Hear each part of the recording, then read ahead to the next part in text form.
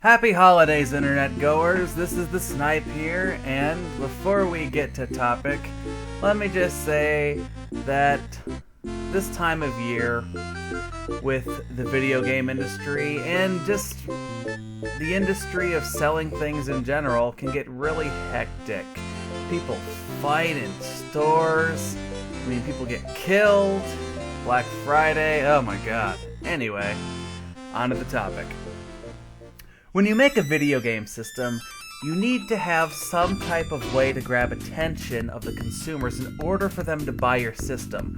But when is the line crossed? When is it okay for a game to be exclusive to one console, and when is it not?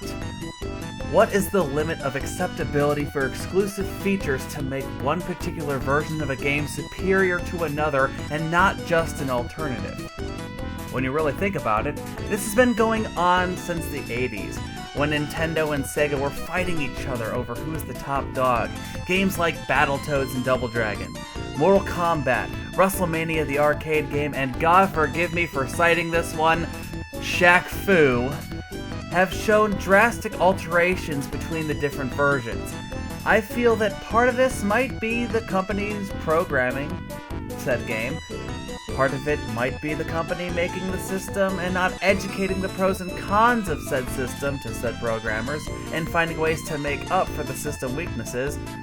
I feel though, at least in this day and age, it's mostly due to systems paying off the programmers and game publishers to make their version superior to any others.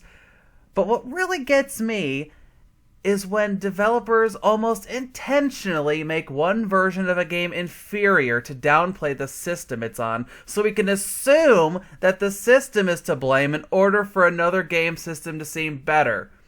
The Wii suffers from this problem a lot, but don't take my word for it. I have a guest with me today, so without further delay, internet goers, Bolt Fox.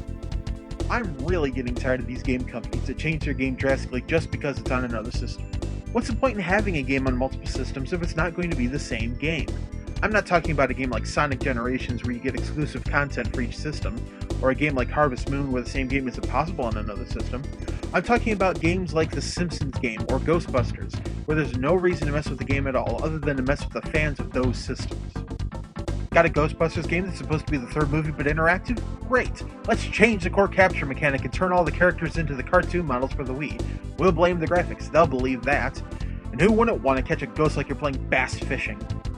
Got a Simpsons game that's like you're interacting with one of the episodes? Arguably the best Simpsons game since the arcade hit? Let's chop out half the powers, half the story, and all of Springfield when porting into the Wii. Better decrease the difficulty too, since we all know that only children play Nintendo games, and they can't handle this level of play. It just irks me to no end when a company intentionally and obviously favors one system over another. These game companies are sacrificing the quality of their own games to make a specific system look worse than it actually is, just to promote the sales of another system. These companies are wasting resources on a port for their game, then forcing it to not sell very well on purpose, and the players get the shaft as a result. It makes no sense to me why they would insult their fanbase like this, by telling them they can't have the full experience unless they cough up a few $100 more to get the correct system. It's bad for the players, bad for the developers, bad for the consoles, and overall just bad for business. These companies are taking a short-term cash deficit and hoping it pays off in the long run. Imagine if you were a boxing fan and your favorite boxer did this. In specific rings, in specific locations, he fought spectacularly. These are the rings whose designers are sponsoring him. In every ring designed by a different company, he intentionally made himself look bad, threw the match, and blamed the design of the ring. How long would you remain a fan of this boxer? Wouldn't you refer to him as a sellout? Wouldn't you drop him as a decent boxer and switch to a new favorite? This is exactly what companies like EA and Atari are doing when they intentionally design a worse product to make another system look bad. So why haven't we dropped them yet? You would think that this is where I would end my topic today, but there's more. Something that's really pissed me off when it comes to game systems.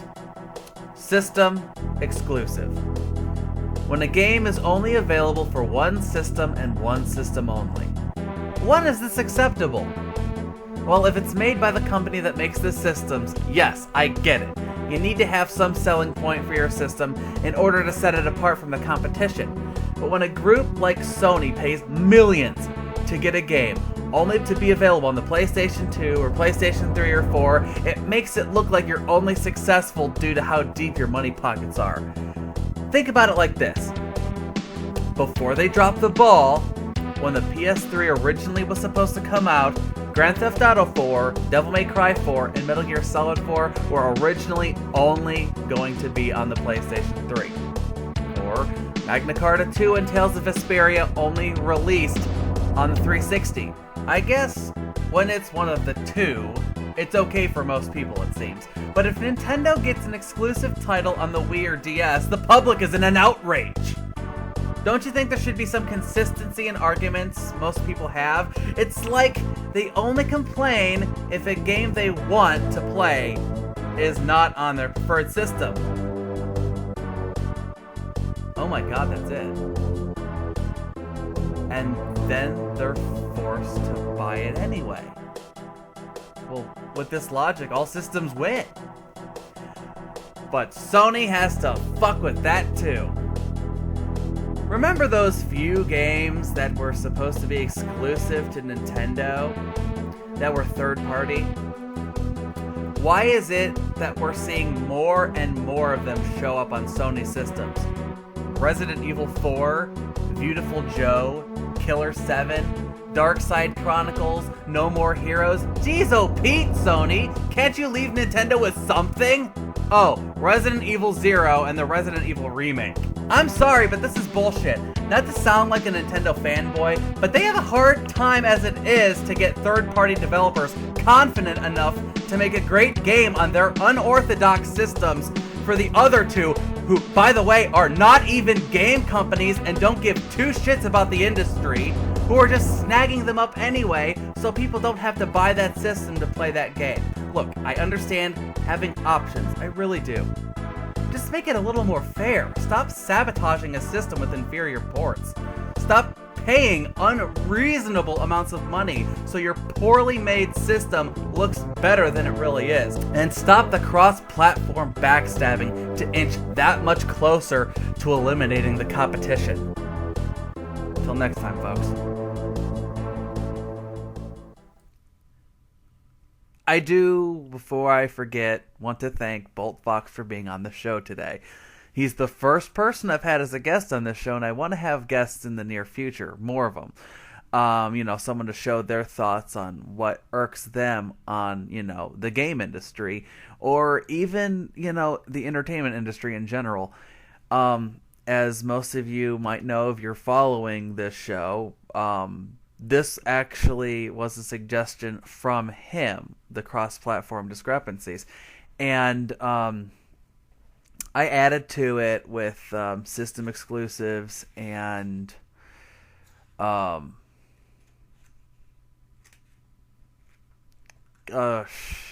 and other stuff. I added to it with my little spin on it. And I agree with a lot of what he said. In fact, I felt like he hit the nail on the marker. People are spending all this money on this stuff. They should get their money's worth. And yeah, they might not have the system that it's preferred, but you shouldn't just get, a lame version of a game because, that's the system you got, so you have to deal with this. I dealt with that, when I picked up SmackDown vs. Raw 2008, which was a poor game anyway, but on the Wii it was just ridiculous. They had nothing to offer in it whatsoever.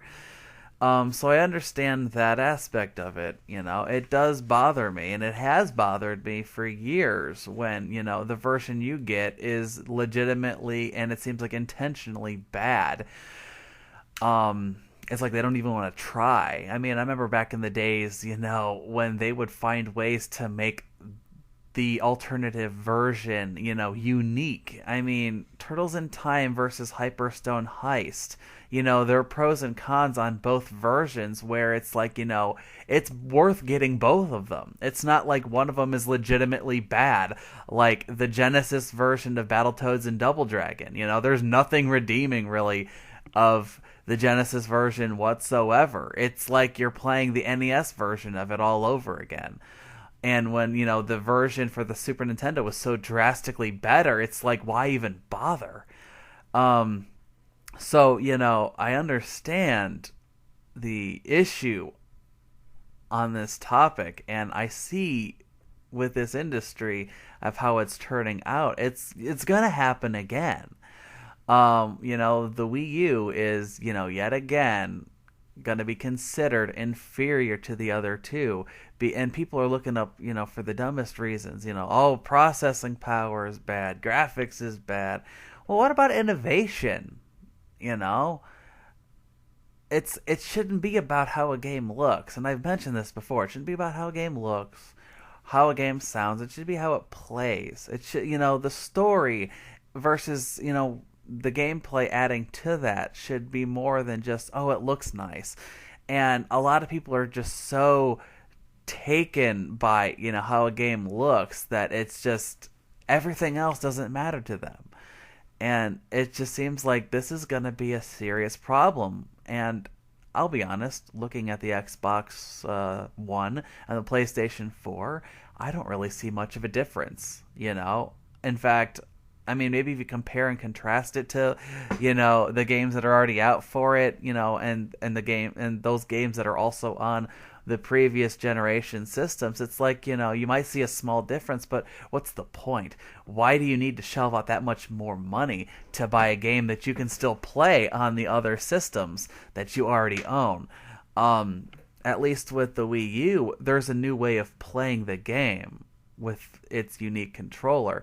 And a lot of people, you got to realize they're still borrowing innovations from Nintendo.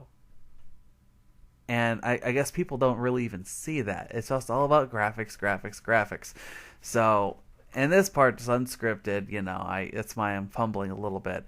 But, I was glad I did the episode. I'm looking forward to I have a couple more ideas for Pissed Off, and I have something that I've been wanting to do for a long time that I finally feel confident enough to at least make one episode for it. And I hope you guys enjoy it. It's something that I've been wanting to do for a while. Hope you guys can look forward to it. Basically, it's, all these video game reviewers, they complain about, various games. They talk about how bad they are. And, I agree with a lot of them, but, there's some that they talk about that, I look at it and I'm like, you're overlooking so much that, there's more to that game than what you're mentioning. And a lot of the stuff you're talking about, there's another side to that. And basically, to cut down to it, it's me defending games that in some ways have a bad reputation. I'm not sure which one I'm going to do first, but I'm going to for sure make 2 videos of this. One is going to be me defending Castlevania 2 Simon's Quest, a game that has been, let's just say, hasn't been treated very well for the past decade, in terms of, internet reviews.